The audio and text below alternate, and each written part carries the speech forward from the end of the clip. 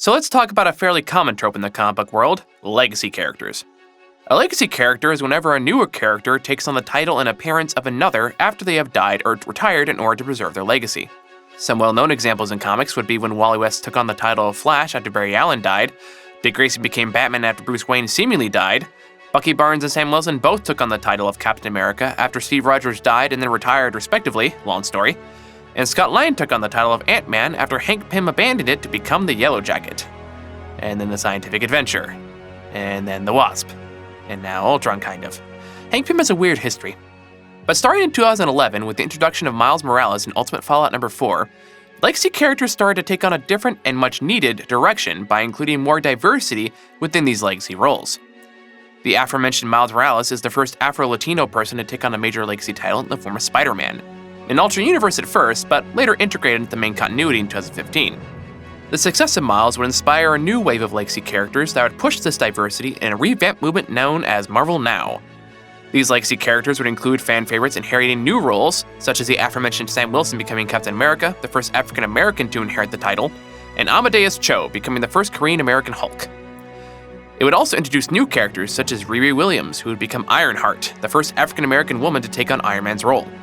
These diverse characters got an unfortunately predictable backlash from a lot of entitled white comic fans who think that their favorite heroes should be white and white only. That if they really want to push for diversity, they should just make their own characters. This is still a pretty common argument now, by the way, and a topic for another day. But just gonna point this out, they never say they should make a new character whenever Whitey does it, and they tend to throw a fit when new characters get introduced anyway, so there's really no winning here. These characters saw various different levels of success, with several eventually returning their titles back to their original owners. But some saw so much love and appreciation that they not only got to keep their legacy titles, but completely reshaped it into their own image. Which brings us to our main topic for today, Kamala Khan, aka Miss Marvel, created by Marvel editors Sam Emmett and G. Willow Wilson, with art by Adrian Alphona and Jamie McKelvey. Kamala Khan is actually the fourth person to hold the Miss Marvel title, with the original being Carol Danvers, who currently holds the title of Captain Marvel, another legacy character of sorts. This was followed by Sharon Ventura in the 80s and then Carla Sofa in the late 2000s, but the title reverted back to Carol both times. Kamala Khan took on the mantle on her own series in February 2014, and is not only the first Muslim character to take on the mantle of a major superhero, but also Marvel's first Muslim character to headline their own book. This Miss Marvel would soon become a massive success, winning her a Hugo Award, a Disney Plus series, and becoming the protagonist of Marvel's Avengers. And say what you will about the game, she was still the best part of it. But all of that begs the question, what makes this character such a huge hit with readers? What makes her so likable and appealing? What makes her arguably one of the best new characters Marvel has put out in years? While there are certainly many arguments you can make as to the reason behind this character's popularity, I would argue that Miss Marvel's appeal is her very real and very humbling struggle with discovering who she wants to be in a world that tries to tell her who she should be. To explain this further, let's examine G. Willow Wilson's original 19-issue run. Don't worry, I'm not going to go through the whole thing beat for beat, just the first arc and the important parts. And also, I'm going to be saying a lot of phrases and names that have cultural pronunciations that I'm not very familiar with, so if I mispronounce anything, I apologize in advance. Kamala Khan starts her story at the local store called the Circle Q in Jersey City with her best friend Nakia and her other best friend Bruno, who happens to work at the store. While she's actively ogling a tasty-smelling BLT, debating on whether or not it's worth breaking her religious customs, she's interrupted by a local ignorant white girl who thinks they're cultured and jock meathead named Zoe and Josh respectively. Josh invites the group to a party happening at the waterfront that night, but Kamala says she's not allowed, and Nakia won't go if there's alcohol. This is shortly followed by Zoe complimenting Nakia on her headscarf before immediately asking if she's being pressured to wear it by her father, who might honor kill her if she doesn't. Yay, white people. She corrects her by saying she wears it by choice, and her father actually thinks it's just a phase. To which Zoe replies, "Really? Wow, cultures are so interesting." I mean, I know I didn't have to say it that way, but come on, didn't you kind of read it that way? Later that evening, Kamala is writing her Avengers fanfiction, which are apparently pretty popular, before being interrupted by her Ami, Urdu for mom, named Muniba, who invites her downstairs for dinner. Waiting for her are Abu, Urdu for dad, named Yusuf, and her older brother Amir.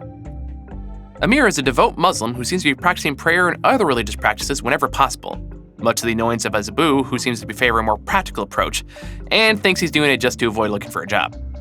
Kamala asks Abu if she can go to the party by the waterfront, but he predictably tells her no because he doesn't believe it is safe. And to be fair, he would turn out to be right. Being a teenager though, Kamala decides she's quite tired of being burdened by overprotective parents, at least for one night, and sneaks out to go to the party. She's immediately greeted by Joey and Josh, the former of which says some more ignorant nonsense while the latter tricks her into drinking a screwdriver. Bruno steps in and takes Kamala aside to try to convince her to leave so she won't get in trouble. Kamala takes it about as well as you'd expect and marches off just as a mysterious mist begins to engulf the city. Unbeknownst to her, however, this isn't just any ordinary mist, but Terrigen mist, a substance that can make anyone with certain DNA into Inhumans. Inhumans are... We don't have time to go over them in detail, but the short version is the Inhumans are a race of mutated humans created by the Kree during the beginning of the Kree-Skull War. Another thing we don't have time for. Each one of them has a dormant gene in their system that is activated through the Terrigen mist and grants them all unique powers. The most well-known Inhumans are the Adelans, who live on the moon from time to time because of comics, and consist of Black Bolt, Medusa, Karnak, Crystal, and the giant teleporting dog, Lockjaw, among others, and star in that TV show we all conveniently pretend never happened. It's worth noting that Kamala was introduced around a time when the comic side of Marvel was really trying to make the Inhumans a substitute for mutants because Fox still had the movie rights to the X-Men, which is why they went with this origin for her. And that's the most we're getting into them, I swear to God. Anyway, Kamala's exposure to the gas causes her to pass out in the middle of the street where she hallucinates a whole bunch of stuff. But most importantly, ghostly visages of Captain America, Iron Man, and Captain Marvel, who challenge her on her actions this evening. In particular, Captain America challenges her on the notion that she would be accepted by disobeying her parents, culture, and a religion. But Kamala admits that this was far from the case. If anything, it only gives her classmates seeming permission to make fun of everything she is and comes from.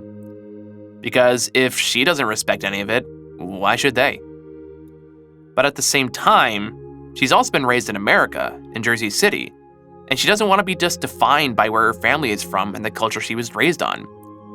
She doesn't know what she's supposed to be, who she's supposed to be. Captain Marvel, in this moment, asks who she wants to be. Kamala replies, she wants to be like her. Well, wish granted, I suppose, because she awakes from her hallucination and breaks out of her Terrigen-induced cocoon and finds she looks just like the original Miss Marvel.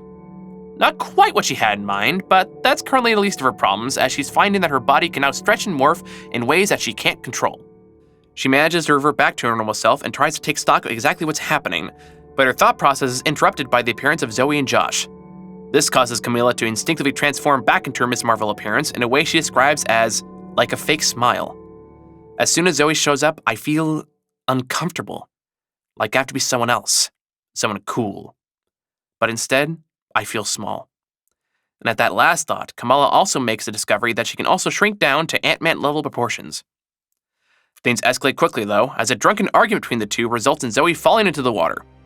While Kamala watches, trying to figure out what to do, she suddenly remembers an ayah from the Quran that Abu would quote whenever he would see something bad happen on TV. Whoever kills one person, it is as if he has killed all of mankind. And whoever saves one person, it's as if he has saved all of mankind. This quote inspires Kamala to transform using her first catchphrase, "Embiggen," to rush in and save Zoe from drowning.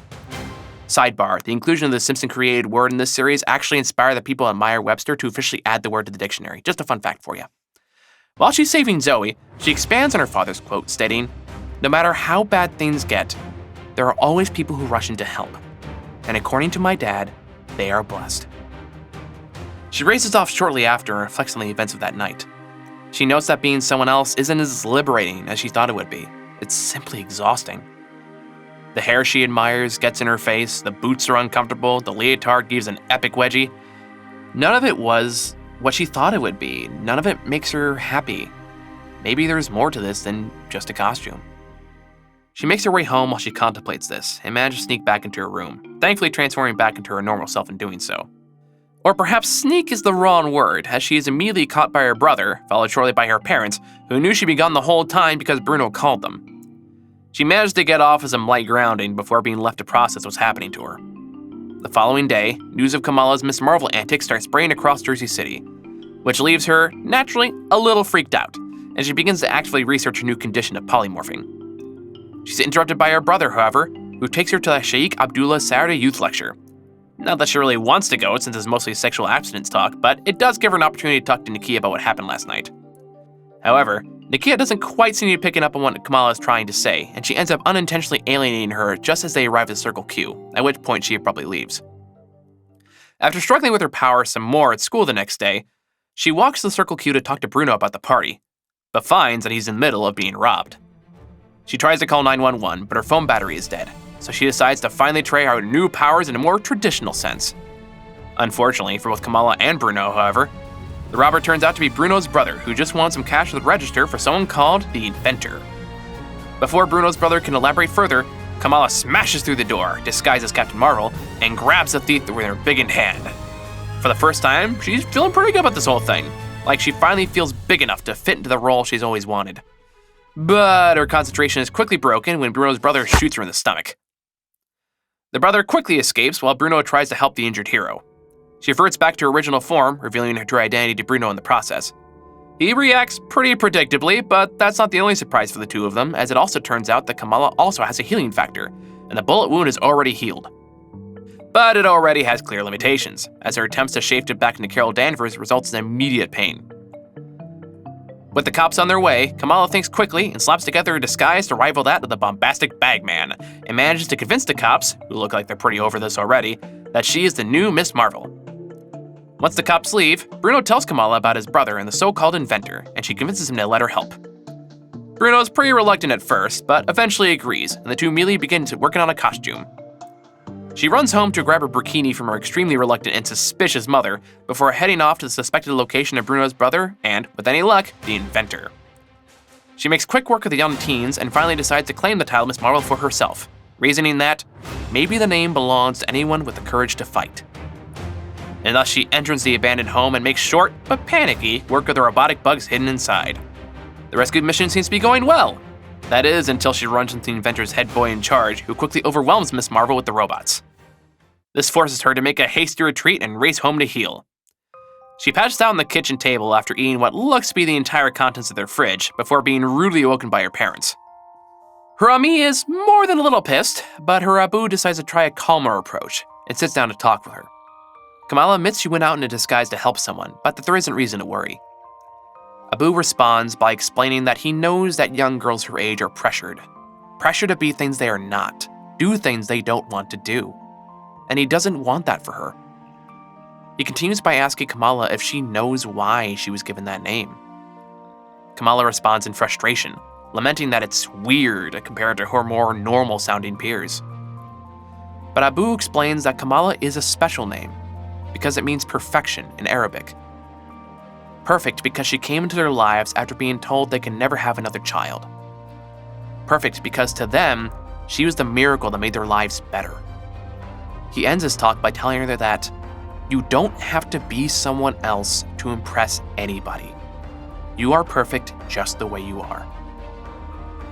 I mean, he grounds her and forces her to spend more time at mosque immediately after, but it's a nice moment all the same. And it accomplishes the goal it needs to, because it inspires Kamala to train, to practice, and master her new abilities with the help of Bruno, who creates a substance that allows her clothes to stretch or shrink with her body naturally. By the time she goes to the abandoned house again, she's ready. Adorned in her finalized costume, she sneaks her way into the home, grabs Bruno's brother, and books it the hell out of there before anyone can react. Her actions have drawn the attention of the Inventor, however, who leaves a rather odd message for Kamala outside the Circle Q. But it doesn't matter, because Miss Marvel is ready with a message of her own, that this is Jersey City, and she is going to protect it. This earns a scorn and rivalry of the Inventor, who is revealed to be an anthropomorphic cockatoo clone of Thomas Edison. No, I am not joking, it is so absurd, I love it. And thus begins the adventures of Miss Marvel in her quest to protect Jersey City as well as make her own mark in the superhero community, finding new ways to fight and inspire with every turn. But this isn't just a story of a young woman learning how to become a superhero. The journey is much more personal than that. From beginning to end of Miss Marvel's original run, the journey is about a young girl learning to create her own identity, literally and figuratively, that is uniquely her own, that she may have initially appropriated, but made into something that only she can be. And it's about discovering both the freedom and the hardships that doing so can bring. After all, the entire first arc of the series is about her learning that not only is she capable of becoming one of the superheroes she so highly admires, but can only do so if she does it on her own terms. Her story begins with her actively being belittled by her peers for her appearance and her heritage. And it's clear very early on that Kamala carries a deep-seated resentment, not towards the people making the criticism, but that she can be criticized for things that are a part of her. and she internalizes this as insecurity, self-loathing, and resentment towards her family. This is also what ultimately leads her to idolizing her favorite superheroes. They don't need to face criticism or be eliminated from their peers. They're valued and praised for being able to use their unique gifts freely to help people. And she values this so much that when she does get her powers, it doesn't register to her that she should identify as herself to be valued, but as someone who has already received that praise she desires. However, as becomes quickly apparent, this doesn't work, and only causes her more pain, both emotional and physical. What does begin to work is when she actively starts embracing who she is and where she comes from. Her first act of heroism is inspired by something her Abu told her. Her eventual costume is made with Muslim clothing, and the inspiration to push herself to be all she can be comes from a speech from Abu reinforcing how perfect they think she is. All of these elements and more help her not only establish herself as the new Miss Marvel, but utterly redefines what that title means. And this is something that carries into the rest of Wilson's run, with each story arc developing what it means to come into your own identity once you begin to embrace it.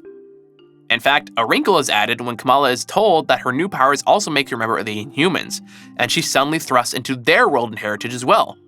She even gets Lockjaw as a pet for a while. Thus, she has to contend with two very different cultures, and how to embrace them as a part of her cultural identity while also still identifying herself on her own terms. And the more she embraces herself as a hero, as a possible symbol that others could aspire to be, the more that energy radiates off of her. Optimism and courage have a contagious effect, and Kamala quickly learns that this is a power all its own. Hell, she even earns the respect of Wolverine in the very next storyline while she's still getting used to her new life, even after telling him about the fanfic she wrote about him. And if you've ever met a celebrity at a con, you know how hard it is to recover from that. But the true accumulation of this unspoken power comes to the conclusion of the Inventor storyline.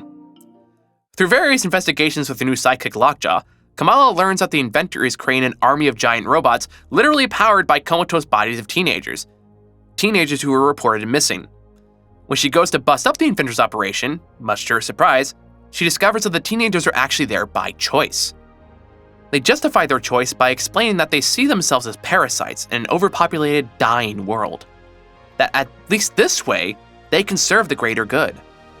Kamala isn't buying it, and begins to explain that while the media and economists hate them because they do things differently, that doesn't make them right. And while the past generations may view them as parasites, they're not the ones who are going to have to live with the mess they created. Their talk is interrupted by the Inventor, sporting his own pimped-out giant robot, I'm not exaggerating, there's a hat and everything, who calls the lives of these kids cheap since they were born, and he gave them away to make them valuable. She managed to fight him off for a time being, but the kids still seem to be taking his side on the debate. That something drastic needs to be done in order to save the world. But Kamala replies, yeah, we've got to do something drastic, but not this. This is not saving the world. This is admitting the world is over. This is saying our generation will never matter, but we have to matter. If we don't, there's no future worth saving. She then proceeds to point out individuals, highlighting what makes them special. You're good with computers? Great. Future cybersecurity expert. Can make stuff from junk? Future engineer. Doing stuff nobody wants to do because they're dangerous and stupid? Future president. And it's through recognizing the talents these kids have and the real potential they have that she convinces her generation to push back, to fight against the people who would exploit how worthless society seems to treat them. And it works, and they win. She won by inspiring the people around her to see their own value, something she can do because she learned to see her own. That's not nothing, especially in the young, when everything is telling you how imperfect you are. But once you do so in a way for the entire world to see, there will always be those who go from trying to diminish your worth to exploiting it. An idea that very much encapsulates the latter half of Wilson's run. In Kamala's case, as mentioned earlier, she is now the product of two very different worlds, her Muslim Pakistani heritage and her Inhuman heritage, both of which seek to protect her from undue influences from the outside world. Both recognize her unique values and the light she emanates from herself and the people around her. But they share a concern that that same light might also attract the attention of those who might seek to manipulate her perceived naivete, what they call the greater danger that she doesn't yet have the tools to protect herself against. Enter Kamran, a young Pakistani man that Kamala knew when they were kids and has come to visit her and her family after moving back to Jersey City. At first, he seems like the perfect soulmate. an incredibly intelligent future doctor who also seems to be big into everything Kamala seems to be into. It isn't long before she's completely smitten with him as she tries to get him alone as much as possible, despite the heavy objections from her older brother who is more or less forced to tag along. It's during their first sort of date that they run into Kaboom, a punk rock electro knockoff who pontificates about starting a new age of Inhumans who will answer only to themselves and not the rules made by lesser minds for lesser beings. It's made pretty clear from the beginning that this Inhuman faction is a stand-in for religious extremists, something that, understandably, is very triggering for Kamala, who responds to Kaboom's rhetoric thusly. It's always the same. There's always that one group of people who think they have permission to terrorize anybody who disagrees with them, and then everybody else who looks like them suffers. The resulting loss of control leads to serious injuries for Kaboom and massive guilt for Kamala. She's quickly comforted in an alley by Kamran, who reveals that not only does he know she's Miss Marvel, but that he's an Inhuman too. For Kamala, this seems like a dream come true, thinking she finally has a place, and maybe even a partner with whom she can reveal her full self. But it isn't long before Kamran reveals himself to also be part of the Inhuman extremists led by a villain known as Lineage. He then kidnaps her in an attempt to recruit her to the cause. However, Kamala isn't buying into the propaganda. She openly rebukes him in his advances and manages to escape. So he targets her brother, thinking he too has the Inhuman gene, and since he is so dedicated to his religion and is already angry at American standards, well, at least Kamran assumes he is, that he'll likely join him once he sees the quote-unquote truth. But much to his surprise, Amir also completely rejects Kamran, saying that he was happy without powers. Kamran can't believe that though, especially since, in Kamran's eyes, I'm a what? Amir responds. A religious freak? An MSA nerd? A Salafi? Yeah, I'm all of those things, and I'm not ashamed of any of them.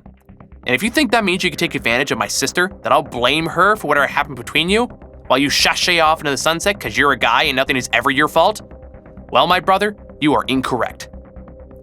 At which point, Amir begins to kick his ass with his new and short-lived powers before he passes out and Kamala takes him into safety. Now, these two examples play very different roles in Kamala's development as a hero in her own rights. In the first, Kamala tries to appeal to a perceived sense of superiority she might feel now that she has powers and has recognized her own value. He's banking on the idea that she's young and naive enough to be radicalized, to be susceptible to a hateful ideology that teaches some form of supremacy, recognizing that her new status could be of value to their cause. And while this particular group is a clear stand-in for extremists, anyone that's been on YouTube and Twitter long enough can tell you that that's certainly no shortage of factions in any group that will want to radicalize the young to cause harm to anyone that disagrees with them, religious, political, or otherwise. And this is Kamala's first real exposure to that. To realize not everyone that comes into your life has the best intentions for you. And that's an important lesson to learn, especially when your aim is to do good and be good. That when you make your intentions clear to do so, others can and will try to exploit that. But that doesn't mean trust no one because some will try to manipulate you. It means you need to learn to trust the right ones. Which leads to Amir, who pretty much saw right through Kamran's bullshit almost immediately. Since trying to exploit Kamala for her youth and her naivete didn't work, he thinks he can manipulate Amir through what he perceives to be his anger for how he's treated because of how he looks and what he believes. He can't fathom the idea that Amir is perfectly content for who he is, and not only that, just how loyal to his sister he truly is. Showing Kamala that the easiest way to avoid manipulation from others is to know not just your own value, but what you believe in and who is important to you. But these negative influences, these wannabe manipulators, these bad faith actors, all serve an important function in Kamala's development. In anyone's development, really. Because the feeling of betrayal you experience when you fall into their traps paves the way to appreciate acceptance from the people who do matter, i.e. the people who are important to you. And that brings us to the final story in Wilson's run of Miss Marvel. Jersey City falls into complete chaos due to the events that would lead to the most recent Secret Wars event, in which her realities start colliding with another, where, yeah, we don't have time to go into the whys and hows there either. She manages to get everyone she can to her school, which is protected by a spell cast by Loki, long story, but her brother had been kidnapped by Kamran before she could get to them, the conclusion of which we've already discussed. But while Kamala stands on the roof of her school trying to figure out what to do, she's interrupted by none other than Carol Danvers, aka Captain Marvel, aka the original Miss Marvel. Kamala responds exactly how you suspected she would, and Carol gives her a quick rundown of what's going on. Carol basically tells her she's on her own, and she needs to figure out what to do with the time she has. Kamala chooses to stay and fight, but she convinces Captain Marvel to help her for 1 hour to rescue her brother. Along the way, Captain Marvel tells Kamala that despite how insecure she feels about how she's doing or if she's screwing things up, a lot of people, from S.H.I.E.L.D. to New Adelan, think very highly of her. They get to a series of warehouses where they think Kamran might be hiding, but are interrupted by a sound of crying. They track the sound to its source and find a pack of kittens left behind by their owner, who left food and water for them. Kamala wants to take them with her, but Carol says it's not very realistic. She then gives Kamala a very important lesson on the job they've chosen. I know you want to help them. You're like me. You don't want to pick and choose. You want to save everybody, but you can't save everybody. Not without damaging yourself. She continues after they've left the kittens behind. I know our job sucks sometimes. Sometimes you have to choose between a bad thing and a worse thing. But you have to remember to take care of yourself. You're important. People need you. People love you. More than you probably realize. After they successfully save Amir and bring him back to the school, Captain Marvel gives Kamala a special necklace, embodied with her star and Kamala's lightning bolt, and tells her to prepare for the worst. But before she leaves, she gives Kamala one last parting thought. You know, I thought I came here for me, so I can get a sense of closure. Meet this gutsy upstart girl who's taken my name. But over the past couple of hours, I've realized something. I came here for me, but I stayed here for you. A lot of people think you're something special, and now I see why. And it makes me wish we had more time. And with that, she takes off, leaving Kamala to try to process how to protect the people she loves at the school. Knowing her time is short, she decides to make the most with what she has. Starting with her Ami, who is waiting for an explanation. She decides to tell her the truth, that she's Miss Marvel. And much to her surprise, Ami tells her she already knows. Kamala naturally freaks out a bit, but she tells her that she's not mad and explains that you're at a difficult age. Your father and I were worried you would get involved with drugs or friends who are bad for you. If the worst thing you do is sneak out to help suffering people, then I thank God for having raised such a righteous child. After a tender hug, Kamala heads out to the cafeteria where she runs into Zoe, who tells Kamala that she's sorry about the things she said to her in the past about her culture, that she was awful. She goes on to explain that she's jealous of Kamala because everybody loves Kamala, but everybody hates Zoe, even if they don't say it. Zoe vows to start doing better, and Kamala accepts her apology. She then goes to Nakia and apologizes for not being a good friend lately. Nakia explains that she feels left out lately and she wants to hear about what she's struggling with. She cares about Kamala and wants to know what's going on in her life. They hug it out shortly before the jocks start throwing a dance party. And lastly, she finds Bruno on the roof, who confesses that he loves her, and she expresses the same. But she can't. Not right now. Because being Miss Marvel has filled up her heart and life in a way that nothing else has, and she's not ready to add another layer to that just yet. Bruno understands and says, "You've taken on this huge responsibility and saved my butt a couple of times, and you've done it all without becoming some sort of weird, totally different person. You're just the best version of Kamala." And with that, our story ends, with the final theme of acceptance. Acceptance of herself, acceptance of her limitations, acceptance by her friends and family, and most importantly, acceptance of the love they have to give. And that's what makes it all worth it. The struggle to be unapologetically who you are in a world that is constantly trying to convince you to be someone else is fucking hard. Especially when who that is good and your goal is to do good. The world will do its damnedest to squash that kindness into paste. But the people who matter, the ones who see you, love you, and recognize your worth, will show you that acceptance in all aspects of who you are. And you'll know from the bottom of your heart that what you're doing is right. But I cannot emphasize enough how fucking hard it is to get to that point. Because society as large absolutely hates people who do not fit into a box. And it will do everything it can to either silence the unique, the genuine, and the outspoken, or push them into a box that is more useful to them. See, especially when you're young, the education and social systems start by trying to teach you that you're dumb and you don't know any better, so you just shut up because you don't get a voice in a larger societal discussion. But when you push through that and make your voice heard, they try to herd you into a clearer, more controllable box, whether that be larger systems, labels, or fringe groups. In Kamala's case, this took the form of radical extremists. But in reality, this often takes the form of religious affiliations or political factions.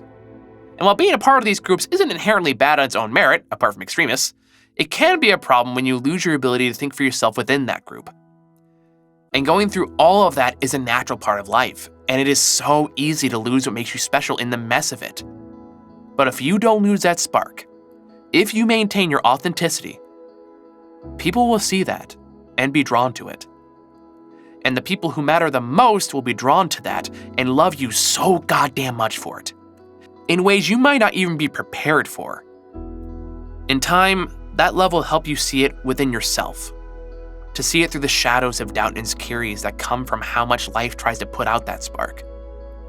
And in seeing that spark, you can finally give yourself the permission to not only become the inspiration that you were always meant to be, but the one you want to be. And that is the ultimate message that Ms. Marvel has to give. Nobody tells you who you are, you do. You can take whatever you want from the world around you to incorporate into your own self-image, whether it's pieces from your friends, your families, your cultures, your religion, pop culture, whatever. But it's ultimately up to you and no one else to decide how those pieces fit to make up who you are. We're all products of our environment in one way or another, but how we let the influences of our little worlds dictate who we become is up to us. Take the parts you like and reject the ones you don't, as long as it isn't hurting anyone. Make yourself a beautiful mesh of everything that you love in this world and be brave enough to be unabashedly expressive about it. And in doing so, you'll be amazed about what you can do, who you can be, and who you can inspire. Special people are hard to come by because they often feel pushed down by the world because of their individuality. They're often flooded by insecurities and doubts and unable to recognize their own value. But all you need is an opportunity to show the world and yourself exactly what you're capable of, whether it's to be an artist or an activist or a leader, whatever. And you can find the feeling of worth that's been waiting for you this whole time, and embrace the good qualities that make you special, and what your closest friends and family have been waiting for you to see within yourself. Because if you have the courage to take all the pieces, all the influences, motivations, inspirations, and make them your own, if you have the power not to march in step with everyone else, not to cave to their expectations of what you should be, if you have the ability to use everything that makes you uniquely you to do good so you can be good in any big or small way, then you are a hero, and you deserve to be called one. Because that takes guts, that takes everything, and there will rarely be a day when it's easy to do so. But if you are able, if you can hold out and be what you and the world needs you to be, then you can be something truly marvelous.